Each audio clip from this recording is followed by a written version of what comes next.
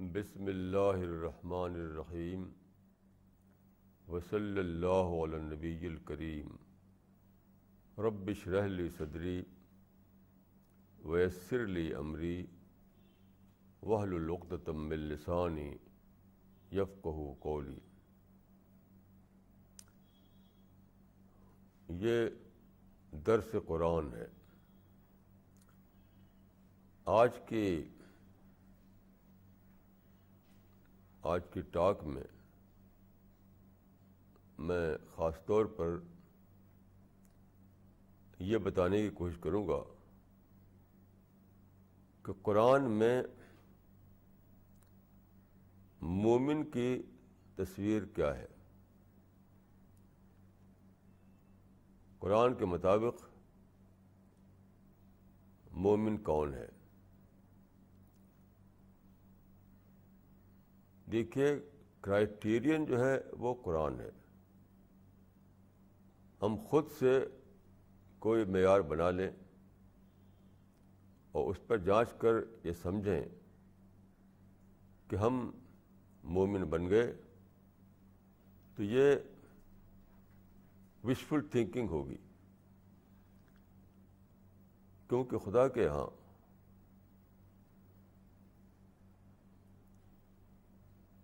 جو معیار ہے اس پر پورا اترنے والا ہی خدا کے ہاں مومن قرار پائے گا۔ جیسے آپ کے پاس فرض کیے کہ بہت سے نوٹ ہیں، آپ خوش ہیں کہ میرے پاس اتنا پیسہ ہے، اور بینک میں جاتے ہیں کہ وہاں جمع کروں گا اور میرا ایک بینک بیلنس بنے گا، لیکن بینک کی ونڈو پر جب پیش کرتے ہیں آپ اپنے نوٹ کو، تو وہ کہہ دیتا ہے کہ یہ تو فیک ہے، یہ تو جعلی ہے، ان کی تو کوئی ویلیو نہیں۔ تو اچانک آپ کا سارا بھرم ختم ہو جائے گا، آپ کی وشفل تھنکنگ ختم ہو جائے گی۔ تو نوٹ وہ نوٹ ہے جس کو بینک سرٹیفائی کرے کہ ہاں یہ سچا نوٹ ہے۔ اسی طرح ایمان وہ ایمان ہے جس کو خدا کہہ دے کہ ایمان ہے، ورنہ وہ فیک ایمان ہوگا، اس کی کوئی ویلیو نہیں ٹھہرے گی۔ اس لیے ہر آدمی کو چاہیے، ہر آدمی جو یہ چاہتا ہو کہ خدا کے ہاں اس کا انجام مومن والا انجام ہو، تو اس کو اپنے آپ کو قرآن کے معیار پر جانچنا چاہیے۔ جیسے کہ قرآن میں ہے کہ کنتم خیر امۃ اخرجت للناس، تم خیر امت ہو جو لوگوں کے لیے نکالی گئی ہے۔ تو حضرت عمر نے کہا اس کے بارے میں کہ من سرہ ان یکون من ہذہ الامہ فلیؤد شرط اللہ فیہا،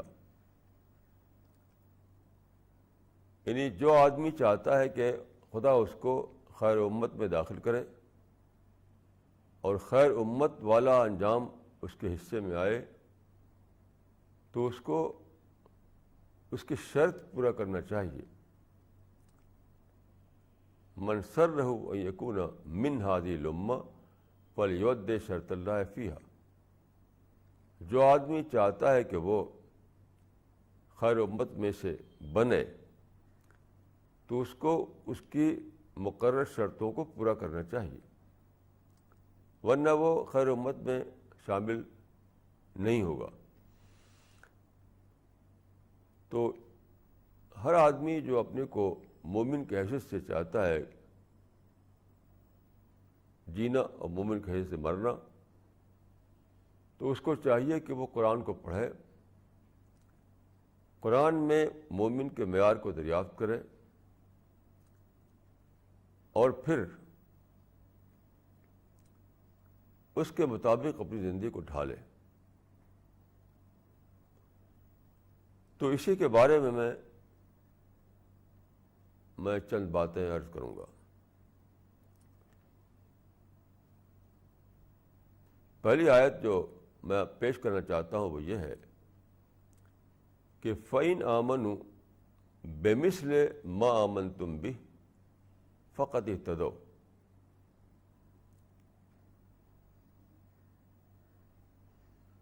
اس کا ترجمہ یہ ہے کہ اگر وہ ایمان لائیں اس طرح جس طرح اصحاب رسول ایمان لائے تب انہوں نے ہدایت پائی۔ تو رسول اللہ کے زمانے میں جو لوگ اسلام میں داخل ہوئے، مسلسل طور پر آپ کی تربیت لی انہوں نے، آپ سے ڈائریکٹ طور پر انہوں نے اسلام کو سیکھا، قرآن کو سیکھا، پھر وہ تربیت یافتہ لوگ بنے، انہیں کو ہم صحابہ کہتے ہیں۔ صحابہ کا مطلب یہ نہیں ہے کہ جو رسول اللہ کے زمانے میں تھے، یا یہ کہ جنہوں نے ایک نظر رسول اللہ کو دیکھ لیا، یہ مطلب نہیں ہے صحابہ کا۔ صحابہ کا مطلب یہ ہے کہ رسول کے تربیت یافتہ لوگ، رسول کے ذریعے جن کی ٹریننگ ہوئی، رسول اللہ نے جن کو تیار کیا، وہ لوگ ہیں۔ یعنی رسول اللہ کی صحبت سے، آپ کے کلام سے، آپ کے ارشادات سے جن لوگوں کو ڈائریکٹ موقع ملا سیکھنے کا، انہوں نے سیکھا اور اپنے آپ کو تیار کیا۔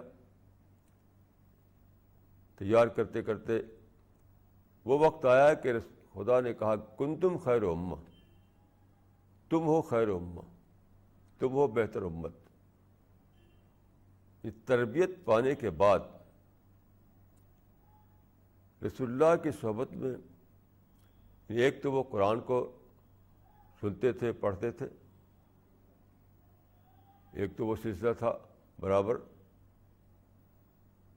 اور پھر وہ سوچتے تھے، نماز روزہ کرتے تھے، ساتھ ساتھ وہ رسول اللہ کی صحبت میں بیٹھتے تھے، آپ کے ساتھ سفر کرتے تھے،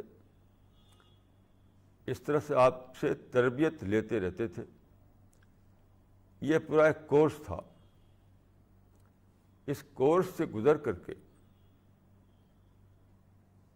یہ آیت مدینے میں اتری ہے، کنتم خیر امۃ اخرجت للناس۔ یعنی مکے میں 13 سال گزرے، پھر مدینے میں 10 سال رہے رسول اللہ صلی اللہ علیہ وسلم، تو گیا کہ 15-20 سال کی تربیت کے بعد جو لوگ تیار ہوئے ان کے بارے میں کہا گیا کہ یہ ہے خیر امت۔ تو اسی لیے رسول اللہ صلی اللہ علیہ وسلم نے فرمایا کہ اصحابی کالنجوم بأیہم اقتدیتم اہتدیتم۔ میرے جو اصحاب ہیں وہ ستاروں کی مانند ہیں، ان میں سے جس سے بھی تم روشنی حاصل کرو تو تم کو ہدایت مل جائے گی۔ تو اب قرآن کی اس آیت پر غور کیجیے کہ فَإِنْ آمَنُوا بِمِثْلِ مَا آمَنْتُمْ بِهِ فَقَدِ اهْتَدَوْا۔ اگر وہ ایمان لائیں اس طرح جس طرح سے صحابہ ایمان لائے، یعنی دوسرے اصحاب، یعنی دوسرے لوگ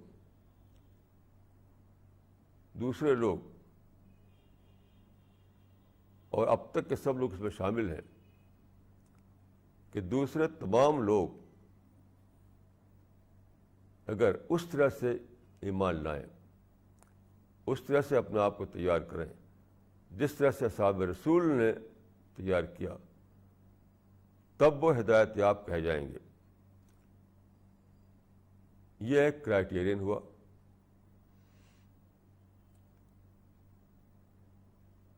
اب دیکھیے کہ صحابہ کی طرح ایمان لانے کا مطلب کیا ہے۔ یہ نہیں کہ آپ ان کے نام کے آگے خوب رضی اللہ عنہ لکھیں اور پڑھیں. جب بھی کسی صحابی کا نام آئے آپ کہیں رضی اللہ عنہ رضی اللہ عنہ. یہ نہیں ہے مطلب. آپ ان کی سیرت کو، ان کے کردار کو سمجھیں، اس کو اپنائیں. یہ ہے اصل بات. تو صحابہ جیسا ایمان مطلوب ہے، صحابہ جیسی ہدایت مطلوب ہے، وہی خدا کے ہاں تسلیم کی جائے گی. صحابہ کے سوا کوئی اور معیار تسلیم نہیں کیا جائے گا. مطلب بزرگوں کا معیار، کوئی لوگ کہتے ہیں بزرگوں سے ایسا سنا ہے، اولیاء اللہ کا ایسا طریقہ ہے. یہ سب کچھ نہیں. کوئی بزرگ نہیں، کوئی اولیاء اللہ نہیں، کوئی شیخ نہیں، کوئی مرشد نہیں. صحابہ کے سوا کوئی اور جو ہے وہ نمونہ نہیں ہے. یہ سب اپنے بڑھائے ہوئی باتیں ہیں. قرآن کے مطابق نمونہ صرف اصحاب رسول ہے، رسول اور اصحاب رسول. یاد رکھیے کہ قرآن کے مطابق نمونہ صرف رسول اور اصحاب رسول ہے، اس کے بعد کوئی نمونہ نہیں. ایک بڑے عالم نے کہا کہ ہم رجال ونحن رجال، یعنی صحابہ کے بعد کے بارے میں کہا انہوں نے کہ ہم رجال ونحن رجال، کہ صحابہ کے بعد وہ بھی ایک انسان، ہم بھی ایک انسان. صحابہ کے بعد جو لوگ ہیں تو وہ بھی انسان، ہم بھی انسان. ہم رجال ونحن رجال. تو یہ ہم نے لقب دے رکھا ہے، یہ ہمارا نامنکلیچر ہے، ہمارا اپنا، کہ بزرگ اور اولیاء اور مرشد، یہ سب ہمارے اپنے لقب جو ہم نے دے رکھے ہیں. اس سے کچھ خدا کے ہاں اس کا کوئی درجہ نہیں ہے. خدا کے ہاں کوئی درجہ نہیں. خدا کے ہاں کوئی بزرگ نہیں، خدا کے ہاں کوئی اولیاء اللہ نہیں. اب نام میں جوڑ دیں کہ فلاں بزرگ ہیں، فلاں اولیاء اللہ ہیں، فلاں قطب ہیں، فلاں قطب الاقطاب ہیں، فلاں حضرت ہیں. یہ سب آپ کے الفاظ ہیں. ہم ان ہے اللہ اسماء سمیتموہا، یہ قرآن میں ہے کہ تم نے نام رکھ لیے ہیں. ان ہے اللہ اسماء سمیتموہا، کہ تم نے خود ہی خود نام رکھ لیا کہ یہ بزرگ ہیں، یہ اولیاء ہیں، یہ مرشد ہیں،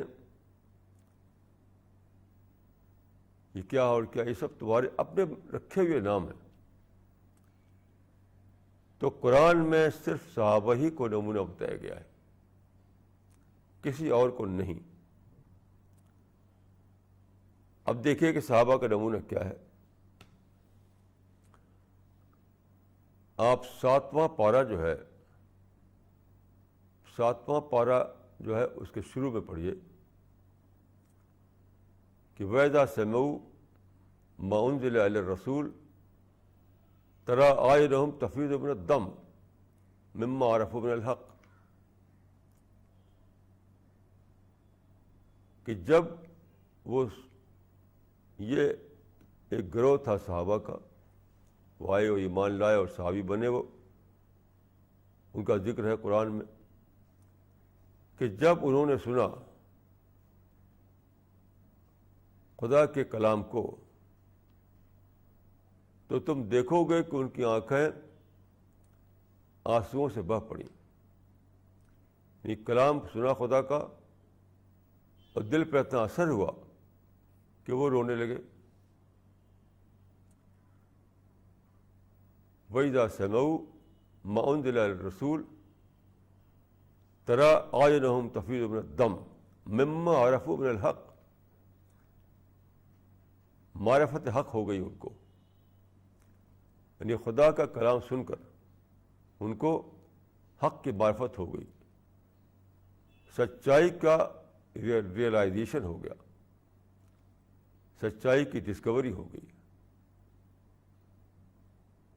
یہ ہے صحابہ کی تصویر کہ آپ خدا کے کلام کو سنیں، قرآن کو پڑھیں، رسول اللہ کی باتوں کو سنیں اور پڑھیں، تو اس سے آپ کو ڈسکوری ہو، اس میں آپ کو معرفت ملے، آپ کا مائنڈ انلائٹنڈ ہو، آپ کے دل میں ہلچل پیدا ہو،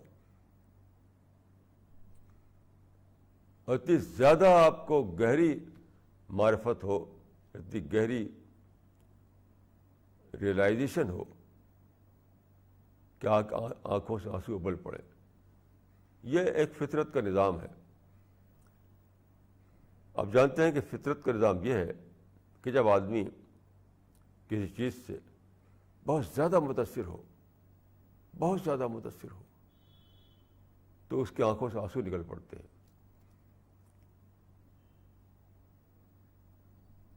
تو یہ ہے تصویر صحابہ کی کہ خدا کا کلام انہیں اتنا زیادہ متاثر کرتا ہے کہ اس میں ان کو سچائی مل جاتی ہے، اس میں ان کو معرفت ہو جاتی ہے حق کی، اور اتنی گہری معرفت ہوتی ہے کہ ان کی آنکھوں سے آنسو ابل پڑتے ہیں۔ یہ پہچان ہے۔ تو یہ کتنی بڑی بات ہے۔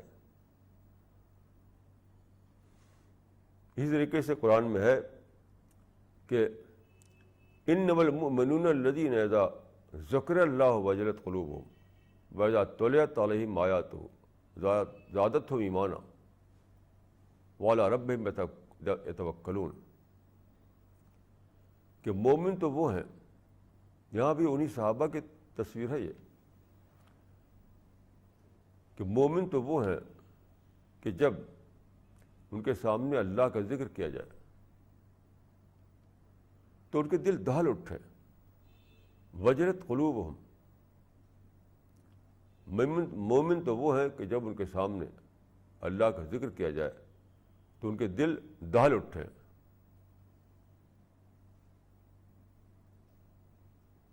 انما المؤمنون الذین اذا ذکر اللہ وجلت قلوبہم، دل اللہ کے نام سے کب دہل اٹھے گا؟ جب اللہ کو آپ نے ایک بہت بڑی چیز کے طور پر ڈسکور کیا ہو۔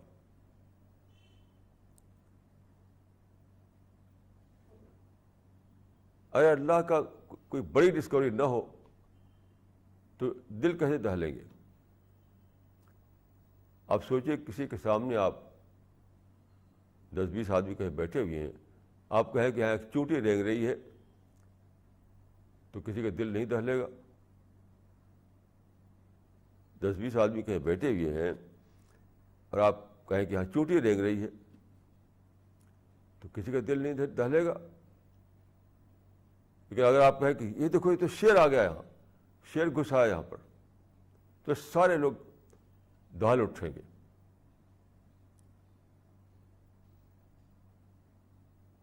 تو دہل ان کا دل دہلتا ہے جنہوں نے اللہ کو بڑی عظمت کے ساتھ ڈسکور کر رکھا ہو۔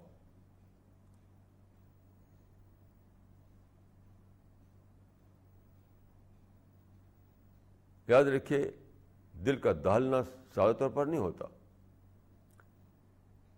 جب آپ نے چوٹی کو طور پر جانتے ہیں کہ چھوٹی سی چیز ہے، کیا کرے گی وہ، آپ کے مائنڈ میں یہ ہے، تو چوٹی کا نام سن کر آپ کو دل نہیں دہلتا۔ شیر کے بارے میں آپ سن رکھا ہے کہ شیر بہت طاقتور چیز ہے، سب سے زیادہ طاقتور حیوان ہے، وہ پنجے والا ہے، وہ کھا جاتا ہے انسان کو۔ اس حیثیت سے آپ کے دماغ میں شیر کی تصویر ہے، تب ایسا ہوتا ہے کہ شیر کا نام سن کر آپ دہل اٹھتے ہیں۔ صرف لفظ نہیں دہلاتا آپ کو، ڈسکوری دہلاتی ہے۔ عزت لفظ اللہ نہیں دہلائے گا آپ کو، اللہ کی معرفت اتنے بڑے درجے میں ہوئی ہو، اتنے بڑے درجے میں کہ خدا وہ ہے جس نے اتنے بڑے یونیورس کو پیدا کیا، خدا وہ ہے جس نے اتنے بڑے یونیورس کو کنٹرول کیے ہوئے ہے، خدا وہ ہے جس نے زمین کو پیدا کیا، خدا وہ ہے جس نے زمین پر لائف سپورٹ سسٹم بنایا.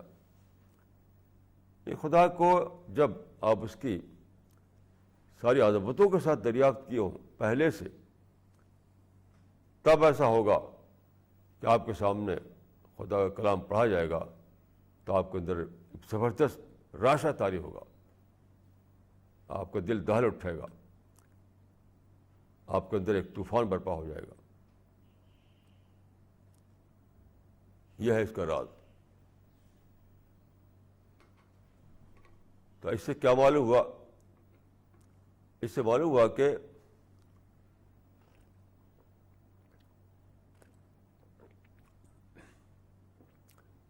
ایمان ایک ڈسکوری ہے. ایمان کسی کلمے کے تلفظ کا نام نہیں ہے. کلمے کا تلفظ آپ نہیں کبھی دہلا نہیں سکتا کبھی آپ کو. تو کلمہ ایک دریافت ہے، کلمہ ایک تلفظ نہیں ہے. یہ اس سے معلوم ہوا. انما المؤمنون الذین اذا ذکر اللہ وجلت قلوبہم، کہ مومن تو وہ ہیں، یعنی کلمہ پڑھنے والے وہ لوگ آپ کہہ سکتے ہیں اس کو. مومن تو وہ ہیں کہ معنی کیا ہے؟ کلمہ پڑھنے والے تو وہ لوگ ہیں جن کے دل دہل اٹھتے ہیں اس وقت جب کہ خدا کا کلام پڑھا جائے ان کے سامنے. تو میں عرض کر رہا ہوں کہ اس سے پہلے، یعنی کلمہ کو سننے سے پہلے، خدا کے کلام کو سننے سے پہلے، اللہ کو آپ نے ایک بڑی حقیقت کے طور پر ڈسکور کر رکھا ہو کہ خدا خالق ہے، خدا مالک ہے، خدا کے سامنے ہم اکاؤنٹیبل ہیں، خدا میں جہنم میں ڈالے گا اگر وہ چاہے تو، جنت میں ڈالے گا اگر وہ چاہے تو. اتنی بڑی ہستی خدا کی ہے. یہ ساری باتیں اپنی پوری عظمت کے ساتھ جب آپ کے دماغ میں بیٹھی ہوئی ہوں، تب ایسا ہوگا کہ خدا کا نام آئے تو آپ کے دل میں ایک طوفان برپا ہو.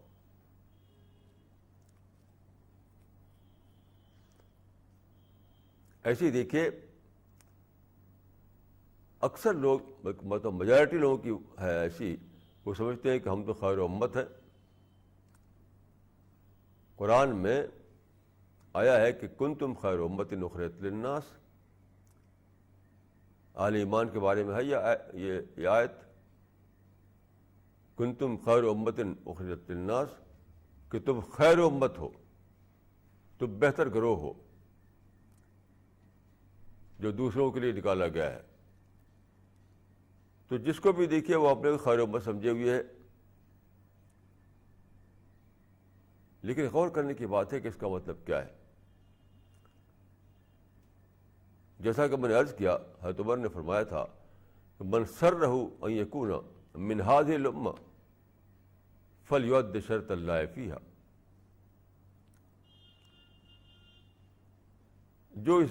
جو چاہتا ہے کہ وہ خیر امت میں شامل ہو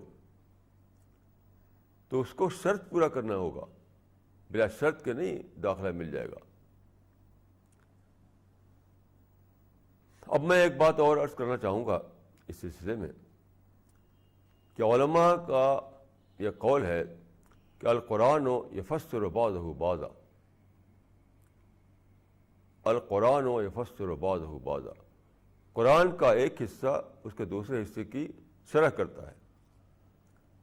کہ ایک قرآن کا ایک جز، کوئی آیت آپ پر کلیئر نہ ہو رہی ہو تو دوسری آیتوں میں غور کیجئے، وہاں آپ کو اس کا جواب مل جائے گا.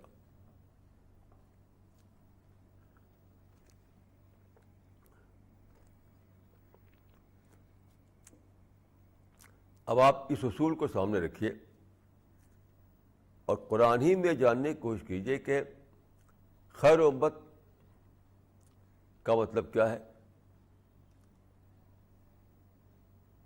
اب مسدد سالی کا ایک شعر ہے کہ وہ امت لقب جس کا خیر الامم تھا، وہ امت لقب جس کا خیر الامم تھا. کہ اب مسلمانوں کا لقب خیر الامم ہے، ساری امتوں سے بہتر. ساری قوموں سے بہتر.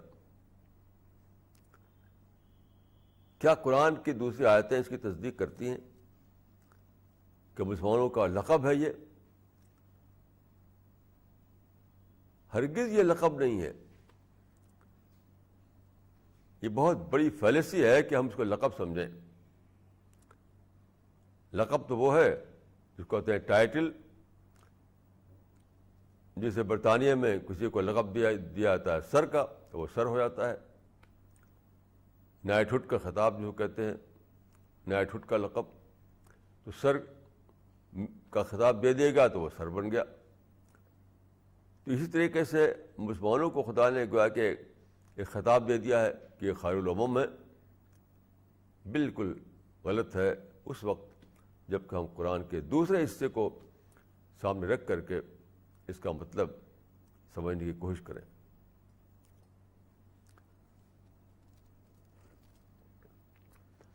اب دیکھیں دوسری آیت قرآن مجید میں یہ ہے کہ لیس بامانیکم ولا امانی اہل الکتاب من یعمل سوءا یجز بہ. اس آیت پر غور کیجئے تو مسلمانوں کو یہود سے بریکٹ کر دیا گیا ہے. بہت عجیب بات ہے یہ. مسلمانوں کو یہود سے بریکٹ کر دیا گیا ہے. لیس بامانیکم ولا امانی اہل الکتاب من یعمل سوءا یجز بہ. یہ قرآن کی آیت ہے. اس کا ترجمہ یہ ہے کہ نہ تمہاری وشفل تھنکنگ پر فیصلہ ہوگا اور نہ یہود کی وشفل تھنکنگ پر فیصلہ ہوگا. جو جیسا کرے گا ویسا بدلہ پائے گا. جو برا کرے گا تو ضرور اس کو برائی کا بدلہ ملے گا. اب دیکھیں کہ یہود جو تھے تو بعد کے زمانے میں ابھی تک وہی ان کا عقیدہ ہے کہ وہ اپنے کو سمجھتے ہیں چوزن پیپل. اپنے کو چوزن پیپل سمجھتے ہیں، یعنی چنا ہوا گروہ.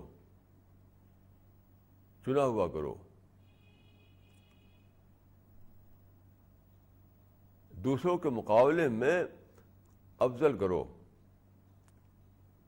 تو دیکھیے یہ بیس لیس نہیں ہے، کیونکہ قرآن میں خود لکھا ہوا ہے کہ فضلناکم علی العالمین. یہود کے بارے میں قرآن میں خود یہ لکھا ہوا ہے کہ ہم نے تم کو افضل بنایا تمام عالم پر. فضلناکم علی العالمین، ہم نے تم کو افضل بنایا سارے عالم پر. خود قرآن میں یہ لکھا ہوا ہے. تو اس کو انہوں نے یہی کیا تھا کہ وہ لقب بنا لیا، اس کو ابدی لقب یا نسلی لقب. خدا نے جو کہا ہے کہ تم یعنی افضل قرار دیا تھا ان کو، تو ٹھیک ویسی ہی بات ہے جیسے کہ مسلمان اہل ایمان کو خدا نے خیر امت قرار دیا. تو انہوں نے کیا کیا کہ جو خدا نے ان کو افضل قرار دیا تو اس کو انہوں نے لقب بنا لیا، ٹائٹل بنا لیا، نسلی ٹائٹل، نسلی لقب، کہ سارے یہودی جو قیامت تک پیدا ہوں گے وہ افضل ہیں دوسروں سے. تو خدا نے کہا کہ بالکل غلط ہے، یہ نسلی لقب نہیں ہے. افضل کا درجہ اس کو ملتا ہے جو اس کے مطابق عمل کرے. تو یہود کو جو افضل کہا تھا اللہ تعالیٰ نے، وہ اس سینس میں کہا تھا کہ تم کو سارے عالم پر خدا کے دین کی دعوت پہنچانا ہے. مسلمانوں سے پہلے یہود تھے اس منصب پر، یعنی دعوت کے منصب پر. مسلمانوں سے پہلے یہود جو حضرت موسیٰ کی امت تھے، ان کی ذمہ داری تھی کہ لوگوں تک سچائی کا پیغام پہنچائیں. سچائی کا پیغام پہنچائیں. قرآن میں صاف صاف یہ لکھا ہوا ہے.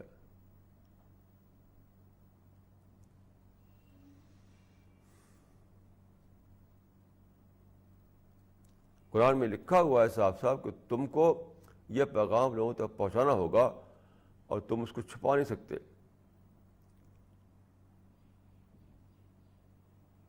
تو جب انہوں نے چھپانے کے معنی کہ تم اس پر انڈیفرنٹ ہو جاؤ, یہ کام اپنے ذمے سے نہ سمجھو, کھانے کمانے میں لگ جاؤ, پیسہ کمانے میں لگ جاؤ اور دعوت کی ذمہ داری چھوڑ دو, تو وہی کیا یہود نے کہ ان پر ذمہ داری تھی کہ اللہ کے رسول کے ذریعے ان کو جو میسج ملا ہے اس میسج کو ساری دنیا تک پہنچائیں. لیکن اس کو انہوں نے پیسے پوچھ ڈال دیا, وہ کام چھوڑ دیا اور صرف پیسہ کمانے میں لگ گئے, دنیا بنانے میں لگ گئے. تو افضلیت بھی ختم ہو گئی, کیونکہ وہ لقب نہیں تھا, وہ نسلی ٹائٹل نہیں تھا. اب اگر مسلمان یہ سمجھ لیں کہ ہم اب خیر امت ہیں,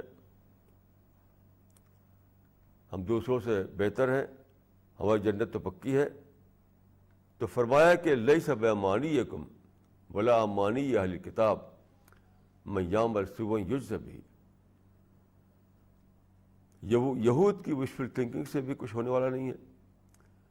اسی طرح تمہاری وشفل تھنکنگ بھی تمہارے کام نہیں آنے والی ہے. جو جیسا کرے گا ویسا بدلہ اس کو مل کر رہے گا. تو یہ کتنی بڑی بات ہے جس کا اعلان قرآن میں موجود ہے. تو یہ القرآن یفسر بعضہ بعضا,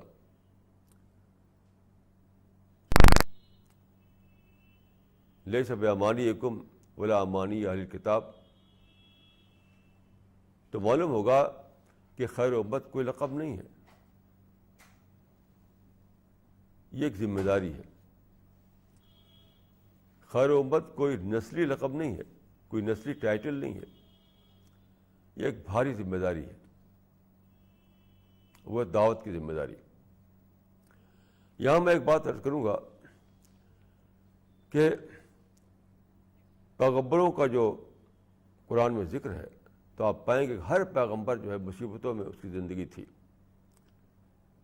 لوگ اس کو دشمن بن گئے, پتھر مارا, برا بھلا کہا, تکلیفیں پڑی ان کے اوپر.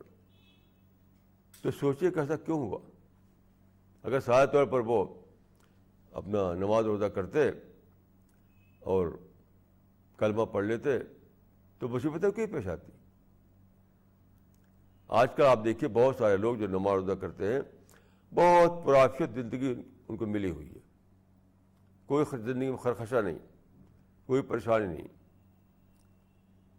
5 وقت نماز پڑھ لیا, سال میں روزہ رکھ لیا اور حج کرائے, تو اس کے بعد عافیت کے ساتھ گھر میں بیٹھے ہوئے ہیں. خاص طرح کپڑا پہن لیا, خاص طرح کی ٹوپی پہن لی, اور بہت سکون کی زندگی انہیں ملی ہوئی ہے. تو رسولوں کے ساتھ بھی ایسے ہوتا. رسولوں کو کیوں مصیبتیں پیش آئیں؟ اس لیے پیش آئے کہ رسول جو ہے اس کے ساتھ ایک اور کام کرتے تھے, وہ ہے دعوت کا کام. دعوت کا کام, ایک روٹین کی دینداری اگر آپ اختیار کریں. روٹین کی دینداری کا مطلب یہ ہے کہ کلمہ پڑھ لیا, قرآن کی تلاوت صبح کر لی, 5 وقت نماز پڑھ لی اور روزہ رکھ لیا اور حج کرنے چلے گئے. یہ روٹین کی دینداری. تو اس میں آپ کو آفت ہی آفت, عافیت ہی عافیت ہے, پیس ہی سکون ہی سکون ہے, کسی سے کوئی ٹکراؤ نہیں, کچھ نہیں. تو پیغمبروں کو کیوں مصیبتیں پیش آئیں, کیوں انہیں صبر کرنا پڑا. فاصبر کما صبر اولو العزم من الرسل. وہ ہے دعوت. دعوت کس کو؟ دوسروں کو, جنہوں نے سچائی کو نہیں مانا ہے، جنہوں نے خدا کی ہدایت کو نہیں مانا ہے، جو خدا کے دین میں داخل نہیں ہوئے ہیں، ان کو دعوت۔ جیسے ہی آپ اس کام کو اپنے ذمہ لیں، ہزار مسئلے کھڑے ہو جاتے ہیں۔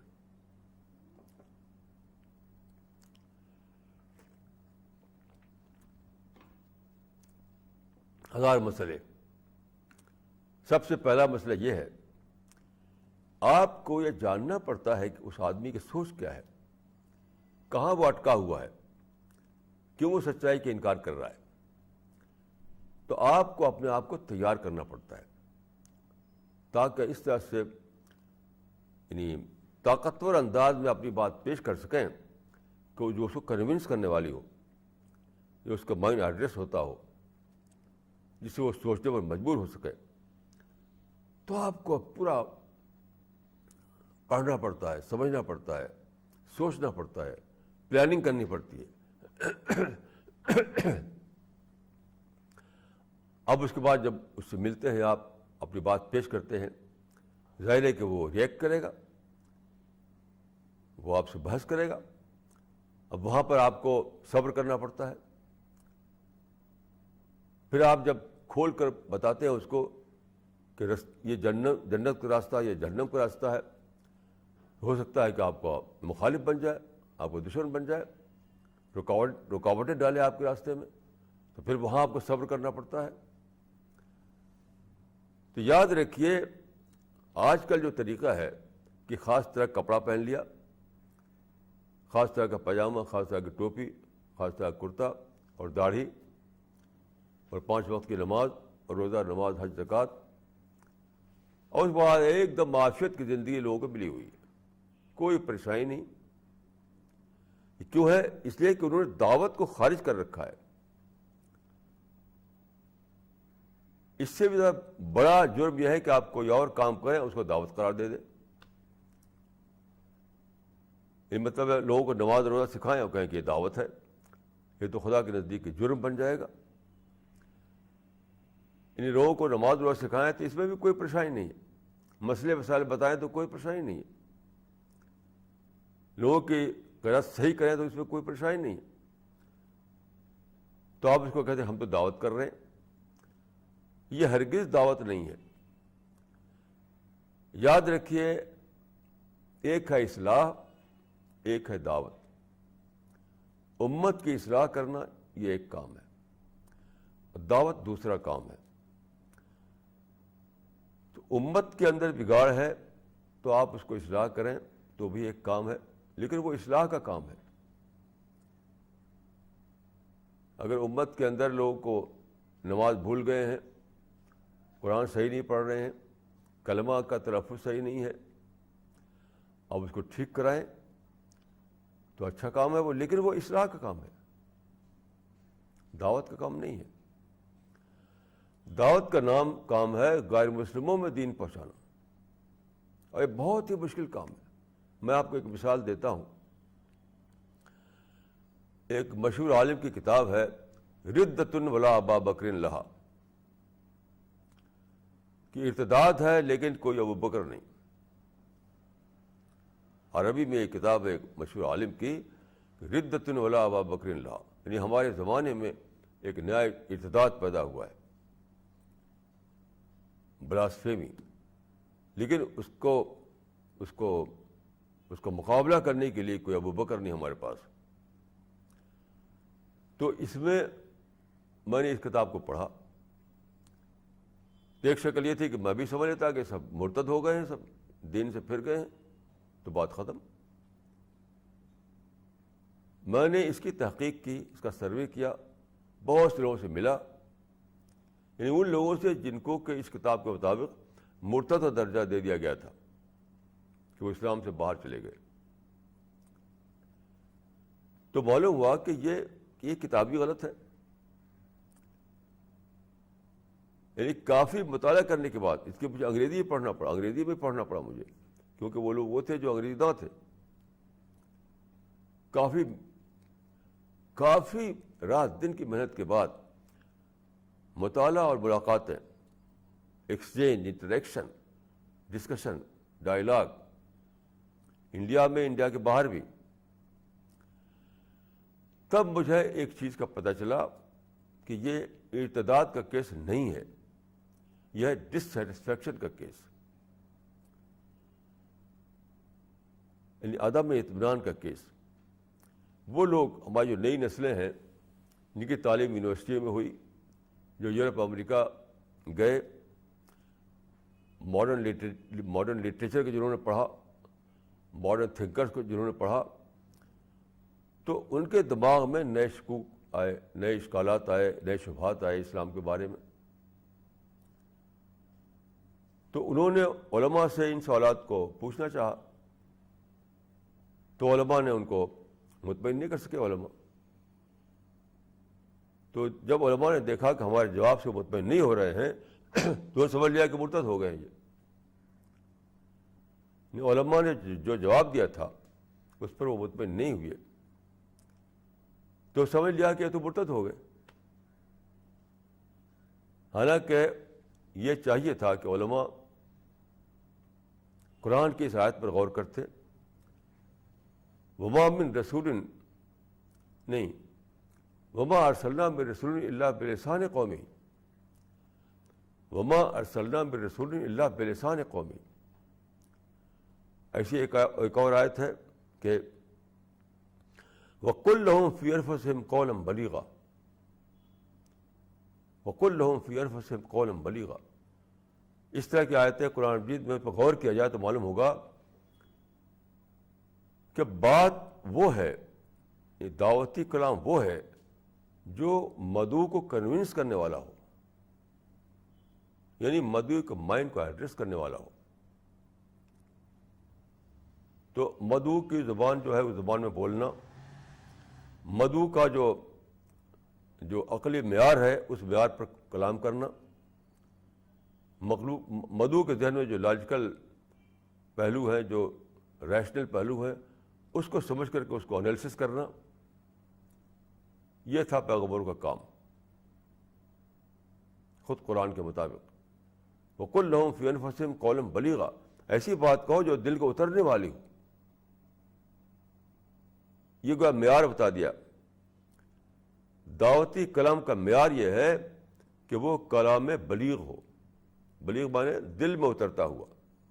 آج کل کی زبان میں کہوں گا کہ دعوتی کلام وہ ہے جو مدعو کے مائنڈ کو ایڈریس کرے. وَقُلْ لَهُمْ فِي أَنفُسِهِمْ قَوْلًا بَلِيغًا، دعوتی کلام وہ ہے جو مدعو کے مائنڈ کو ایڈریس کرے. اب ان لوگوں نے سوچا نہیں، یہ سوچنا چاہیے تھا کہ ہم نے جو جواب دیے ہیں ان کو اسلام پر جو شبہات تھے، جو ڈاؤٹس تھے، تو ہم نے جو ان کو چاہا کہ سمجھانا تو سمجھ نہیں پائے. تو ہماری اپنی کمی ہے کہ ہم ان کو اسلام کی بات اس طرح ریشنل وے میں بیان نہیں کر پا رہے ہیں جس سے ان کا مائنڈ ایڈریس ہو. ان کا مائنڈ ہے ریشنل، ہم بات کر رہے ہیں ٹریڈیشنل. یعنی مدعو کا جو مائنڈ ہے وہ ریشنل ہے، وہ لاجیکل ہے، وہ سائنٹیفک ہے. ہم جو لکھ رہے ہیں، بول رہے ہیں، وہ ہے ٹریڈیشنل. تو ایک گیپ پڑ گیا ہے، ایک انٹلیکچوئل گیپ. اس انٹلیکچوئل گیپ کو ہمیں ختم کرنا ہے. اس کے بجائے فتویٰ دے دیا کہ یہ تو مرتد ہو گئے، کیونکہ یہ تو آسان تھا، فتویٰ دینا تو آسان تھا. اگر ذمہ داری اپنے اوپر لیں آپ تو کیا کرنا پڑتا آپ کو؟ سب سے پہلے آپ کو انگلش لینگویج پڑھنی پڑتی. سارے علماء یہ کہتے کہ پھر چلو انگریزی زبان پڑھو. بغیر انگریزی زبان پڑھے بغیر ہم ان کو ایڈریس نہیں کر سکتے. تو دو آپشن تھا ہمارے لوگوں کے پاس. یا تو یہ کہیں کہ ہم اس قابل ہے نہیں، ہم کمپیٹنٹ نہیں ہیں انہیں ایڈریس کرنے کے لیے. یہ امت میں ایک نیا فینامنا پیدا ہوا ہے نئی نسلوں کا، ماڈرن مائنڈ کا، کہ علماء عاجز ہو رہے ہیں ان کے مائنڈ کو ایڈریس کرنے کے لیے. تو اپنی کمی کا اقرار کرتے کہ ہم انکمپیٹنٹ ہیں ان کو ایڈریس کرنے کے لیے. یا اپنے کو تیار کرتے، محنت کرتے. آپ جانتے ہیں کہ جاب لینے کے لیے اسی دلی میں جانتا ہوں کہ مولوی لوگ آتے ہیں اور اچھے جاب کے لیے خوب محنت سے انگریزی پڑھتے ہیں. میرے پاس کئی طلبہ آئے مدرسوں کے پڑھے ہوئے، لگے فر انگریزی بولنے. تو میں نے کہا بھائی انگریزی کا مدرسے میں انگریزی پڑھائی جاتی ہے؟ نے کہا نہیں. ان کا ہم نے دیکھا کہ اچھا جاب ہم کو بغیر انگریزی کا نہیں ملے گا، تو ہم نے انگریزی میں محنت کیا. تو یہی کام مدعو کے لیے کرنا چاہیے تھا، دعوت کے لیے کرنا چاہیے تھا. تو دعوت کے لیے کیا کہتے، فتویٰ دے دیا کہ تو مرتد ہو گئے، اور جاب کے لیے خوب محنتیں کر رہے ہیں. تو دعوت کا کام جو ہے آپ کو مصیبتوں میں ڈالتا ہے. اسی لیے تمام اب رسول اللہ صلی اللہ علیہ وسلم کو جب نبوت ملی، آپ واپس آئے ذمہ داری کے احساس کے ساتھ، رسپانسبلٹی کے احساس کے ساتھ. آپ گھر پہنچے تو اس سے پہلے آپ جاتے تھے جو اس کو کہتے ہیں غار ہرا ماؤنٹین کا کیو، اس میں جایا کرتے تھے آپ. تو جب آپ کو وہیں پر جبریل آئے، وہیں پر آپ کو نبوت ملی. 610 عیسوی کا یہ واقعہ ہے. تو جب آپ آئے اس دن گھر میں، تو آپ کی جو اہلیہ تھی خدیجہ، تو حسب معمول انہوں نے آپ کے لیے بستر بچھا دیا کہ آئیے آرام کر لیجیے. آپ نے فرمایا کہ این الراحہ یا خدیجہ، این الراحہ یا خدیجہ، اے خدیجہ اب آرام کہاں، اے خدیجہ اب آرام کہاں. تو دعوت آپ سے آرام چھین لیتی ہے. یہ جو آج کل دین چلا ہوا ہے، اس میں تو آرام ہی آرام ہے. خوب بریانی کھاؤ اور الحمدللہ کہو اور پھر جنت مل گئی. آج کل یہی ہے کہ بریانی کھاؤ اور الحمدللہ کہو اور جنت پکی ہو گئی. تو آج کل جو دینداری ہے، سو کال دینداری، عافیت ہی عافیت اس میں پیس ہی پیس ہے. یہ وہ دین نہیں ہے جو اللہ تعالیٰ کو مطلوب ہے. دین وہ تو ہی کہ ان الراحہ یا خدیجہ، اب آرام کہاں. تو میں نے ایک مثال آپ کو دی کہ اگر آپ یہ سوچیں کہ ہماری ذمہ داری ہے دوسروں تک دعوت پہنچانا، ہم شاہد ہیں. ہم رسول اللہ نے فرمایا کہ انتم شہداء اللہ علی الارض، تم زمین پر خدا کے گواہ ہو. یہی بات قرآن میں کہی گئی ہے، لیکون الرسول شہیدا علیکم وتکونوا شہداء علی الناس.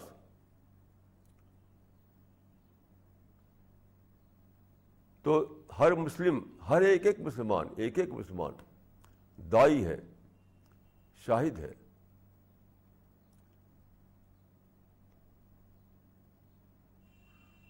یہ ذمہ داری ہے، جس طرح سے نماز کی ذمہ داری ہے. تو جب آپ سمجھیں کہ مجھے دعوت دینا ہے، مجھے غیر مسلموں تک خدا کا دین پہنچانا ہے،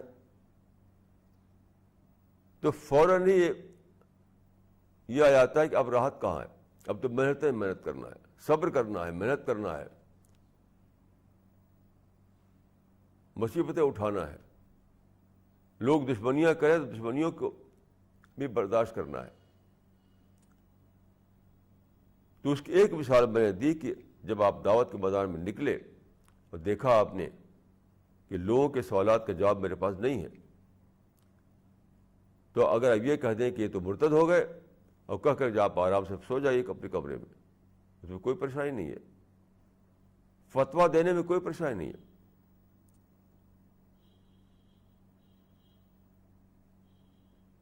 تو ایک ہے فتویٰ ایکٹیویزم، ایک ہے دعویٰ ایکٹیویزم. یاد رکھیے، فتویٰ ایکٹیویزم میں کچھ نہیں ہے. ایک پیپر لیجیے، اس پر ایک فتویٰ دے دیجیے، یہ مرتد ہیں، یہ فاسق ہیں، یہ منافق ہیں، یہ فلاں ہیں، کاغذ پہ لکھ دیجیے اور چھپ جائے گا اگلے دن. تو فتویٰ ایکٹیویزم میں کچھ نہیں کرنا پڑتا. لیکن دعویٰ ایکٹیویزم ایک بہت مشکل کام ہے، بہت مشکل کام ہے. اس میں مدعو کی لینگویج کو سیکھنا پڑتا ہے، مدعو کی لاجک کو سمجھنا پڑتا ہے، مدعو کے دلائل کو جاننا پڑتا ہے، اور پھر صبر ہی صبر، صبر ہی صبر. قرآن میں ہے کہ وَلَنَصْبِرَنَّ عَلَىٰ مَا آذَيْتُمُونَا، ہم تو صبر ہی کریں گے تمہاری ایذاؤں پر. یہ دائی اور مدعو کا معاملہ ہے کہ مدعو زیادتی کرتا ہے تو دائی کہتا ہے کہ ہم تو صبر کرنا ہے. پیغمبروں کے بارے میں آتا ہے قرآن مجید میں کہ انہوں نے کہا انی لکم ناصح امین، میں تمہارا خیر خواہ ہوں. ناصح مانے خیر خواہ، ویل وشر.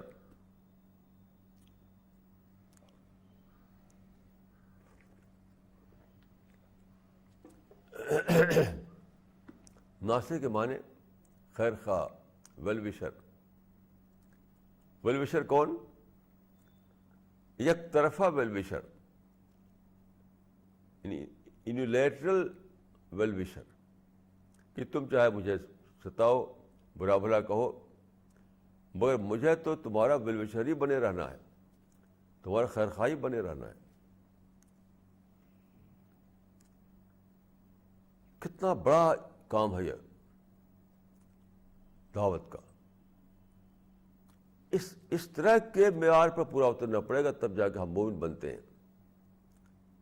دیکھیے قرآن میں ہے کہ افحسب الذین نہیں افحسب الناس احسب الناس ان یقولوا آمنا وهم لا یفتنون ولقد فتنا الذین من قبلهم ولیعلمن اللہ الذین صدقوا ولیعلمن الکاذبین.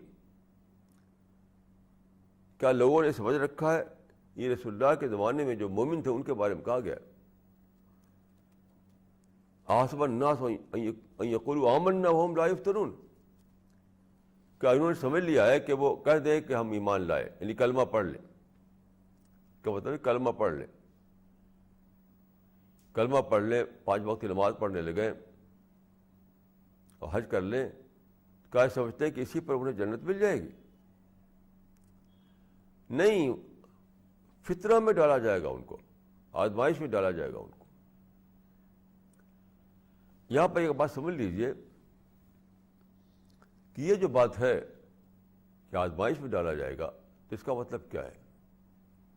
کیا اس کا مطلب ہے کہ آسمان سے فرشتہ آئے گا اور پکڑ کر کے ہم کو آگ میں ڈال دے گا، کانٹے میں ڈھکیل دے گا، کہیں دلدل میں پھینک دے گا؟ ایسا نہیں ہوتا ہے. آپ کا اپنا عمل جو ہے وہ آزمائش کی صورتیں پیدا کرتا ہے.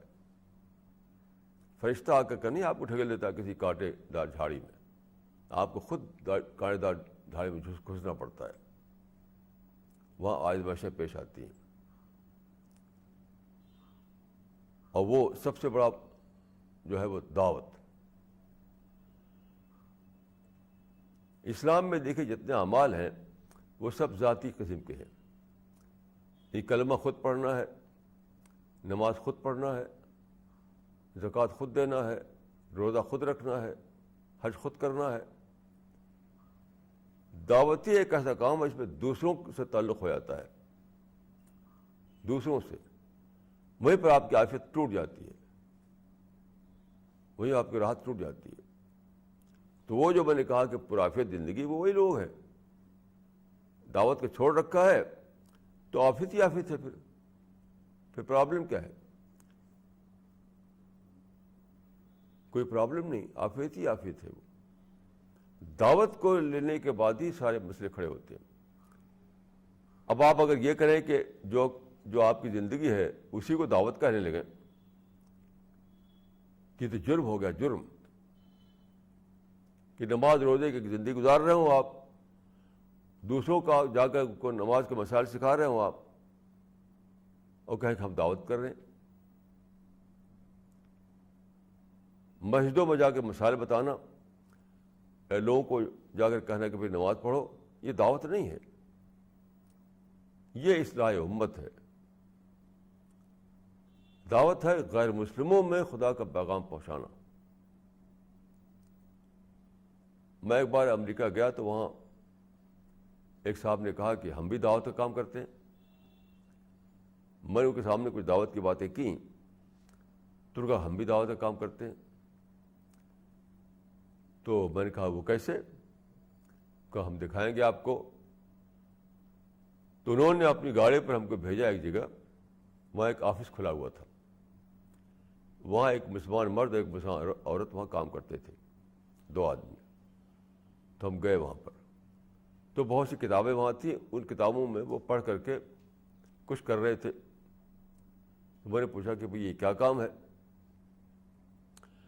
انہوں نے کہا کہ امریکہ میں جو اسکول ہیں تو اسکولوں میں جو نصاب کی کتابیں ہیں ان کی ہم چھان بین کر رہے ہیں کہ کہاں کہاں اس میں مسلمانوں کے خلاف کچھ باتیں ہیں.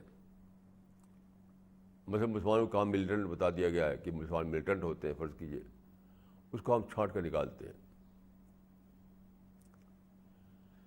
تو یہاں کے نصاب کی کتابوں میں مسلمانوں کے بارے میں یا مکہ مدینہ کے بارے میں جہاں جہاں کوئی نگیٹو ریمارک ہے, اس کو ہم ڈھونڈ کر نکالتے ہیں اور پھر ہم اس کو فارورڈ کرتے ہیں گورنمنٹ کو کہ دیکھیے جو کتابیں چل رہی ہیں اس میں مسلمانوں کے خلاف ایسے ایسے نگیٹو ریمارک ہے, تو ٹھیک کیجیے. یہ کر رہے تھے وہ. اور کئی انہوں نے خطوط وغیرہ دکھائے, لیٹرس. تو میں نے کہا یہ دعوت سے اس کا کیا تعلق؟ یہ تو ایک ملی خدمت ہے. یہ تو ملی خدمت ہے. اس کو میں نے کہا کہ یہ وہی ہے جو اس کو کہتے ہیں امریکہ میں کمیونٹی ورک. وہاں ہر مذہبی گروہ ہے, ہر مذہبی گروہ کے اندر کچھ اپنے لوگوں کے لیے وہ کرتے ہیں کچھ کام, اس کو وہ کہتے ہیں کمیونٹی ورک. یہ مسلمانوں کا کمیونٹی ورک ہے. تو مسلمانوں کے کمیونٹی ورک کو سمجھ لیا ان کا ہم دعویٰ ورک کر رہے ہیں. ایسے کچھ لوگ کچھ مسلمانوں کو نماز روزہ سکھاتے ہیں جا کے ادھر ادھر, تو کہتے ہیں ہم دعویٰ ورک کر رہے ہیں. یہ بالکل ہی غلط ہے, بیس لیس ہے, اس کا اسلام سے کوئی تعلق نہیں. وہ کام جو ہے وہ کمیونٹی ورک ہے, وہ کام ملی ورک ہے, وہ کام اصلاح امت ہے, وہ سب کچھ ٹھیک ہے, لیکن وہ دعویٰ ورک نہیں ہے, وہ دعوت نہیں ہے. وہ دعوت نام ہے غیر مسلموں میں اسلام کا پیغام پہنچانے کا. اور پیغام پہنچانے کا معنی ہے کہ آپ لاؤڈ اسپیکر سے اعلان کر دیں. لاؤڈ اسپیکر پہ اعلان کر دیں تو یہ دعوت نہیں ہو گئی, کیونکہ جو معیار ہے قرآن میں دیا ہوا وَقُلْ لَهُمْ فِي أَنفُسِهِمْ قَوْلًا بَلِيغًا, بات کہو ان سے ان کے دل میں اترنے والی, یعنی جو ان کے مائنڈ کو ایڈریس کرے. تو دعوتی کلام وہ ہے جس سے مدعو کا مائنڈ ایڈریس ہوتا ہو. ایڈریس کب ہوگا؟ جب ہم خود پہلے محنت کریں گے. یعنی مدعو کے پاس مدعو کو کیسے ہم بولیں, مدعو کو کیسے بات پہنچائیں, ہماری زبان کیا ہو, ہمارا ایڈیم کیا ہو, تو ہم خود اپنے کو پریپیئر کریں, اپنے کو تیار کریں. تب جا کر یہ ممکن ہوگا کہ ہم مدعو کے مائنڈ کو ایڈریس کر سکیں. تو ایک پورا پروگرام ہے, ایک پوری کیمپین ہے, ایک پوری پلاننگ ہے. یہ دعویٰ ورک جو ہے ایک مکمل کام ہے یہ, جس میں آپ کو 100% آپ کو انوالو کر لیتا ہے, مکمل طور پر آپ کو اس میں شامل ہو جانا پڑتا ہے. تو یہ ہے تصویر مومن کی جو قرآن میں ملتی ہے,